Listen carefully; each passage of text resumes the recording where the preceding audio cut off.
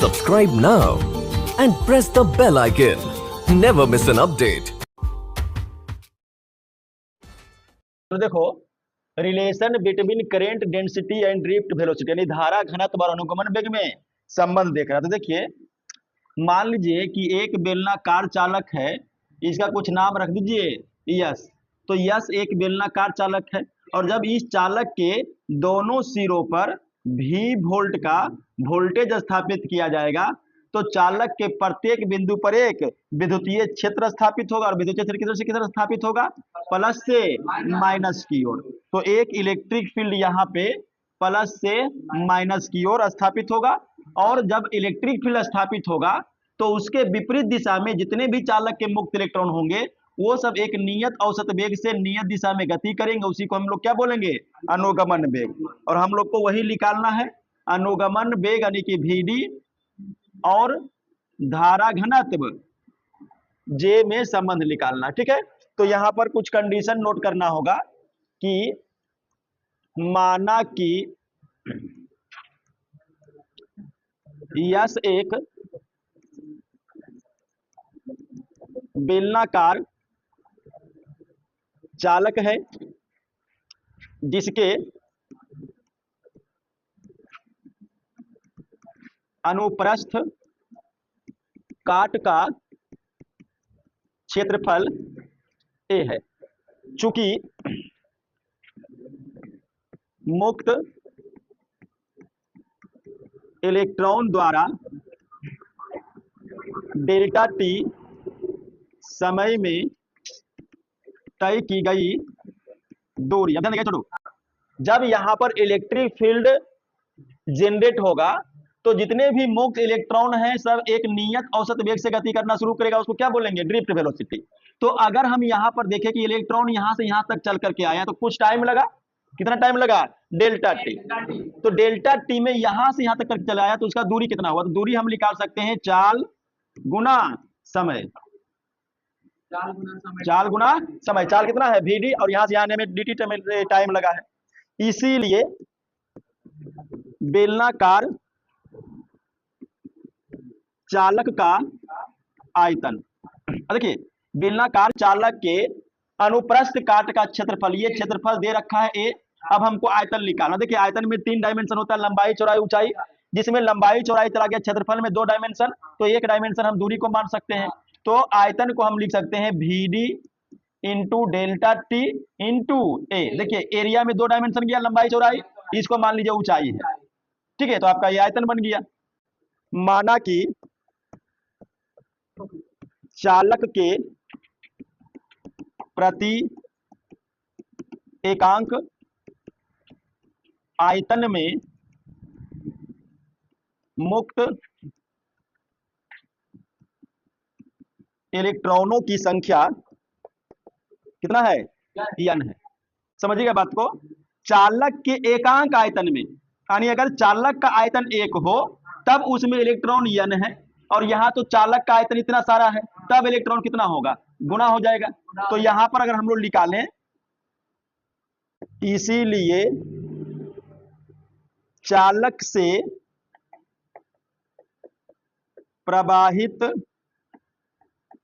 आवेश, आवेश का सिंबल Q और यहां हम ले लेते हैं डेल्टा Q। तो देखिए अगर एक आयतन में n है तो पूरा आयतन Vd डेल्टा T A में कितना आवेश होगा, तो Q इक्वल टू होता है n गुना E और आयतन में गुना हो जाएगा Vd delta T into A। Q का फॉर्मूला तो n ही हम लोग पहले से जानते हैं। अब n यहां पर आ गया तो n क्या है, देखो एक आयतन के लिए और हमको पूरे आयतन में लेना है, पूरे चालक से लेना है, तो हमको आयतन से गुना कर देना होगा। तो ये इस तरह से निकल जाएगा। अब यहां पर देखिएगा,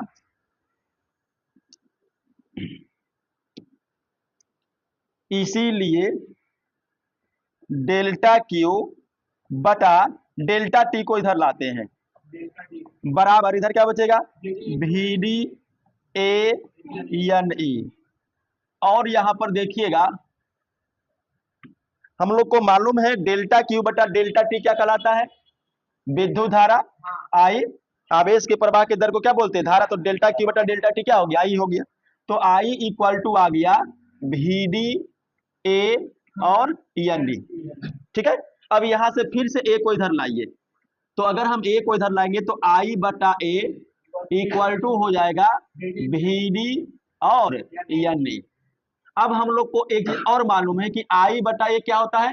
धारा घनत्व जे। ठीक है। किसी चालक के प्रति एकांक क्षेत्रफल से गुजरने वाले धारा के परिमाण को धारा घनत्व कहते हैं। तो आई बटा ए को हम क्या लिख सकते हैं? धारा घनत्व जे लिख सकते हैं। और बराबर क्या गया? V D into N D. यही रिलेशन है। देखिए ये जो जे आया वो हो गया धारा घनत्व, और ये जो वी डी आया ये हो गया अनुगमन वेग। और यही रिलेशन हम लोग को निकालना था। ठीक है। धारा घनत्व बराबर अनुगमन वेग। बाकी एन तो नंबर है इलेक्ट्रॉन का, और ये क्या है? कांस्टेंट है। इसको इक्वेशन कर लीजिए एक। अगर हम इसको और बढ़ाते हैं तो देखिए समीकरण एक में ये जो वीडी है ड्रिफ्ट वेलोसिटी, अभी तुरंत देखिए हम लोग इसका मान निकालें। देखिए यहाँ पे। ठीक है। ई कैपिटल ई टाउ या मी स्क्वायर रखेगा और यहाँ पर हम लोग उसको सेट करेंगे। तो v इक्वल टू है ई इंटू ई बटा एम ई इंटू टाउ। ये जो ई है इलेक्ट्रॉन का आवेश है, विद्युतीय क्षेत्र है ये जो अप्लाई हो रहा है, और ये एम ई जो है इलेक्ट्रॉन जो गति कर रहा है उसका द्रव्यमान भी कुछ ना कुछ होगा। और आपको पता होगा कि ये जो इलेक्ट्रॉन गति करता है वो आपस में टकराते रहता है, तो ये टाउ क्या है? टक्कर का समय है। अब इसका मान हम लोग रख लेते हैं। तो J equal to we D का मान ई इंटू ई, फिर एम ई इंटू टाउ और एन ई। और देखिए जे इक्वल टू ये एन ई गुना ई स्क्वायर, फिर ई बटा एम ई और इंटू टाउ। हो गया क्लियर? अब यहां पर एक चीज देखिएगा, ध्यान दीजिएगा, इसमें थोड़ा सा हम खरखाई करेंगे। एन देखिए क्या है? नंबर ऑफ इलेक्ट्रॉन, कांस्टेंट राशि। ई क्या है? इलेक्ट्रॉन का आवेश, वो भी कांस्टेंट राशि। इलेक्ट्रॉन का द्रव्यमान, कांस्टेंट राशि। और दो लगातार टकराव के बीच का औसत समय, वो भी कांस्टेंट राशि। तो इतना सारा कांस्टेंट राशि है, तो इसके लिए हम एक छोटा सा कांस्टेंट बनाते हैं सिग्मा, और इनटू ई। और ये जो जे इक्वल टू सिग्मा ई आया, इसको हम लोग बोलते हैं ओम्स लॉ।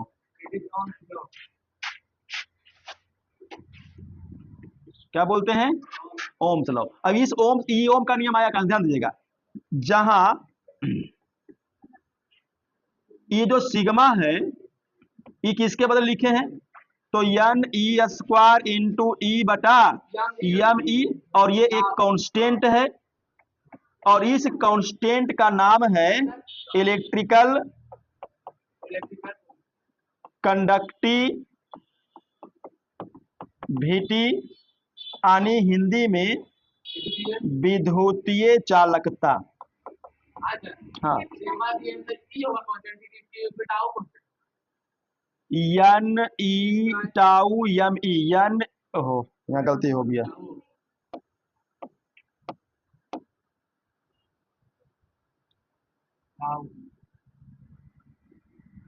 अब यहाँ पे देखिएगा ये जो कांस्टेंट आया ने, मतलब देखो n constant, e constant, tau constant, m e constant, पूरा कांस्टेंट के बदले एक छोटा सा कांस्टेंट हम लोग सिग्मा यूज कर लिए, और ये निकल कर आया जे इक्वल टू सिग्मा ई।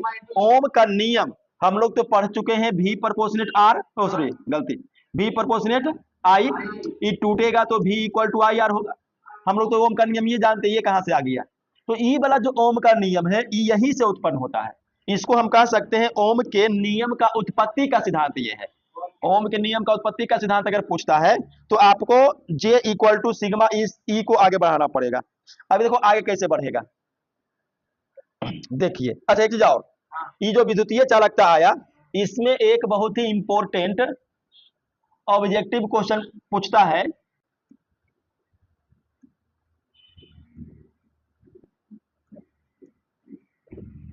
विद्युतीय चालकता का यस आई मात्रक पूछेगा, तो यस आई मात्रक होगा प्रति ओम प्रति मीटर, प्रति ओम प्रति मीटर। ये होगा, याद रखिएगा ऑब्जेक्टिव के लिए। अब हो सकता है कि एग्जाम में वैसे नहीं लिख करके ऐसे लिख दे ओम मीटर और पूरा का इनवर्स, बात एक ही है, ठीक है। तो लिखने का तरीका अलग अलग हो सकता है लेकिन अर्थ वही लिख लेगा, प्रति ओम प्रति मीटर। चलिए अब इसको आगे बढ़ाते हैं। देखिए ये जो जे का मान है और ई का मान है, अच्छा ई का मान पहले निकाल लेते, ध्यान दीजिएगा। देखिए यहाँ पर हम लोग देख रहे हैं कि चालक के दोनों सिरों के बीच का विभवांतर कितना है, भी। और अगर हम मान लें कि चालक का ये जो लेंथ है, चलो भाई यल है, तो यहाँ पर अगर हम देख लें कि यदि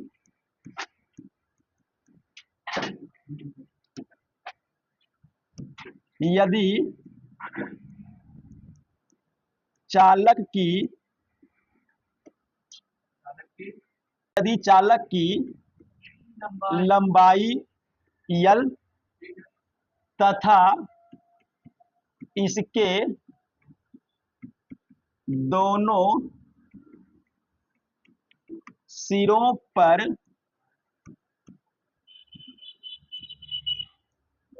उत्पन्न विभवांतर भी हो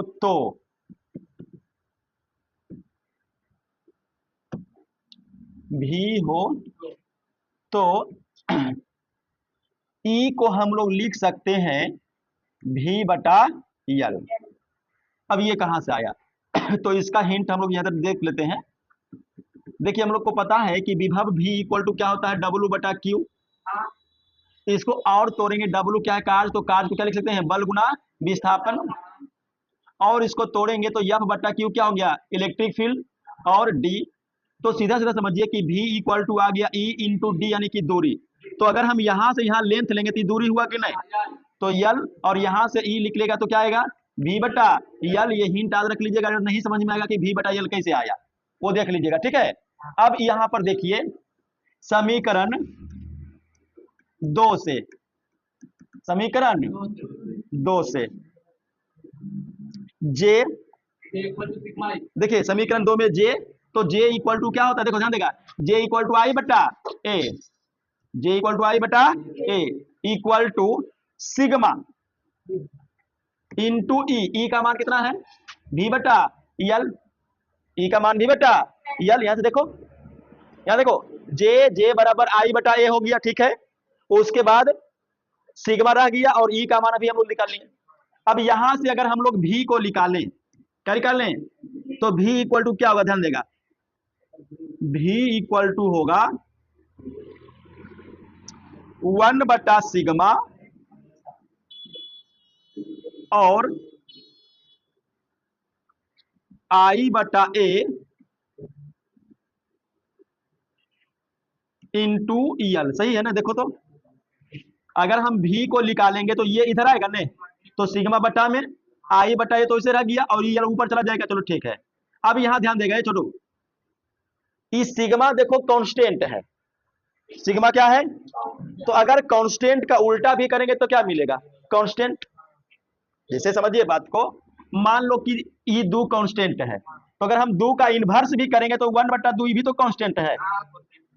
तो अगर सिग्मा एक कांस्टेंट राशि है तो इसका इनवर्स 1 बटा सिग्मा भी क्या होगा, कांस्टेंट होगा। तो यहां हम लिख सकते हैं जहां 1 बटा सिग्मा भी क्या है, कांस्टेंट है, और इस कांस्टेंट का नाम है विशिष्ट प्रतिरोध, विशिष्ट प्रतिरोध या प्रतिरोधकता, अंग्रेजी में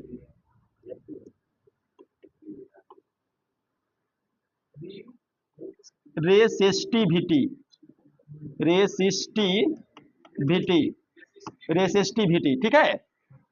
अब यहां पर हम लिख सकते हैं एक परिभाषा, क्या परिभाषा लिख सकते हैं कि विशिष्ट प्रतिरोध या प्रतिरोधकता किसको कहेंगे, तो सिग्मा क्या है, विद्युतीय चालकता, सिग्मा है विद्युतीय चालकता। तो विद्युतीय चालकता का उल्टा, विद्युतीय चालकता का व्युत्क्रम क्या कहलाएगा, विशिष्ट प्रतिरोध। तो हम लोग यहां पर लिख सकते हैं विद्युतीय चालकता के व्युत्क्रम को विशिष्ट प्रतिरोध या प्रतिरोधकता कहते हैं। इसे अब ध्यान देंगे छोटो, विद्युतीय चालकता के व्युत्क्रम को विशिष्ट प्रतिरोध या प्रतिरोधकता कहेंगे, और इसको हम लोग एक नया सिंबल ये इसको पढ़ेंगे रहो, तो इसे रहो से दर्शाते हैं। ठीक है, तो इसीलिए हम लोग लिख सकते हैं कि रहो इक्वल टू 1/सिग्मा। और एक चीज, अगर इस सिग्मा का अगर ये रहो का मात्रक पूछ रहे हो, मतलब क्या, विशिष्ट प्रतिरोध, तो एक ऑब्जेक्टिव यहां पर और बनेगा, विशिष्ट प्रतिरोध या प्रतिरोधकता का SI यूनिट क्या होगा। देखो सिग्मा का उल्टा है, और सिग्मा का SI मात्रक हमको पता है, तो इसका उल्टा करना होगा, तो उल्टा करेंगे तो दोनों प्लस में हो जाएगा, यानी ओम मीटर हो जाएगा। यहाँ पे देखो मिट गया है, क्या हो जाएगा, ओम मीटर होता है। क्या होता है, ओम मीटर से। यहाँ पे देखो तो यहाँ पे क्या मिट गया है, ये ए है, यहाँ है मुक्त इलेक्ट्रॉन। चलो अब यहाँ ध्यान देगा छोटो। अब उसके बाद देखिएगा,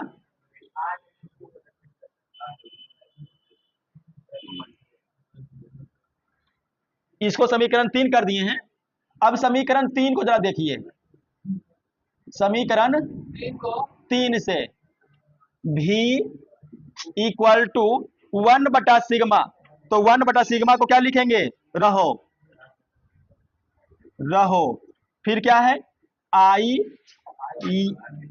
A और L। अब यहां पे एक चीज ध्यान दीजिएगा, और V equal to I into R। अब ये कहां से आ गया, ध्यान दीजिएगा ये बच्चा, इसमें देखिए ध्यान दीजिएगा, रहो क्या है, कांस्टेंट। अब अगर हम चालक का लंबाई, जैसे मान लीजिए यहाँ पे देखिएगा, ये देखिए, ये मान लीजिए कि हम चालक ले लिए हैं, ये मान लो कि 5 सेंटीमीटर लंबा है, तो इसमें करंट फ्लो करने से इसका लंबाई तो नहीं बदल जाएगा, लंबाई वही रहेगा। इसका मतलब क्या है कि यहाँ पर ये जो समीकरण है, इसमें लंबाई कांस्टेंट है।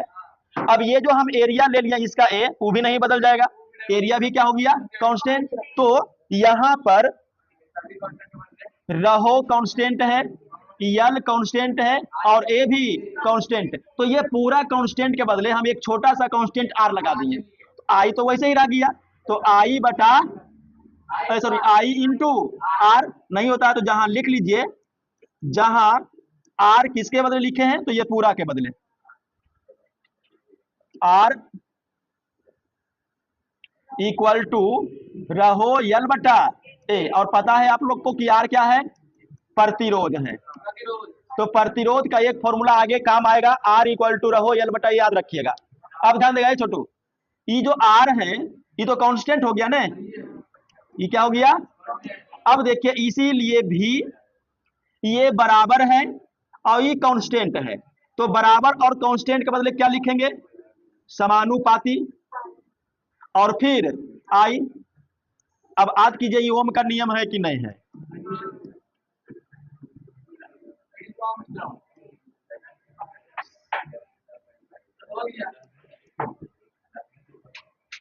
ओम के नियम का उत्पत्ति पूछेगा आपको, यहां तक करना है। जे इक्वल टू सिग्मा ई कहां गया,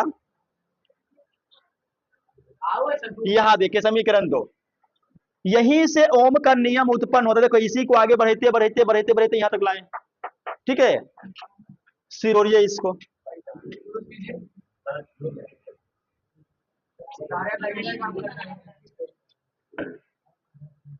चलो